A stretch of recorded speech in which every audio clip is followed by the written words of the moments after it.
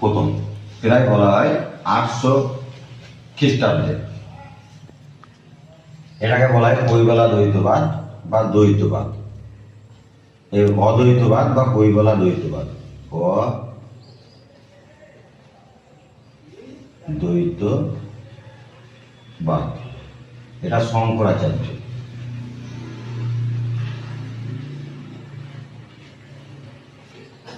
শঙ্করাচার্য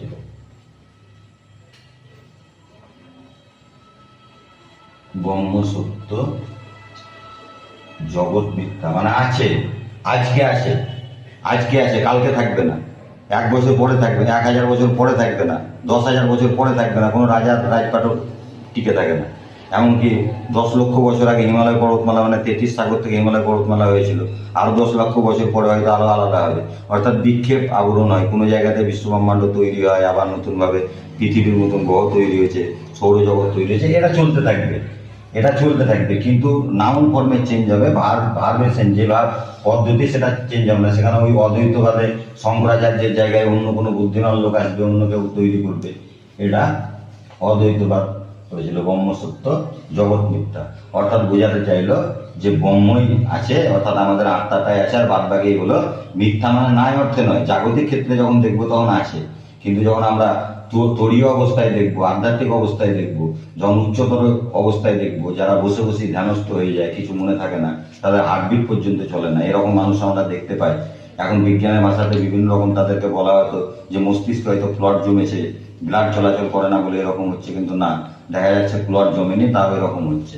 ঠাকুরকে নিয়ে এরকম পর্যবেক্ষণ করা হয়েছিল, একবার পুরোপুরি হার্টবিট বন্ধ হতে তিনি বেঁচে আছে, যখন ক্যান্সার রোগগ্রস্ত অবস্থা ছিল। স্বামীজিকে নিয়ে এরকম করা হয়েছে। এটা বর্তমান যুগে হয়েছে, আমাদের প্রমাণ আছে বলে এই কথাগুলি বলছি, এবং এগুলো 11-এর পড়াতেও ভরে দেওয়া হয়েছে।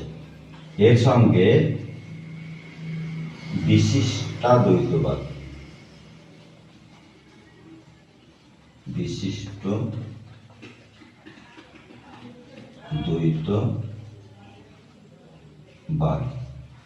আর তার সঙ্গে দ্বৈতবাদ, দ্বৈতবাদ। বিশিষ্টাদ্বৈতবাদ হচ্ছে রামানুজাচার্য, রামানুজাচার্য,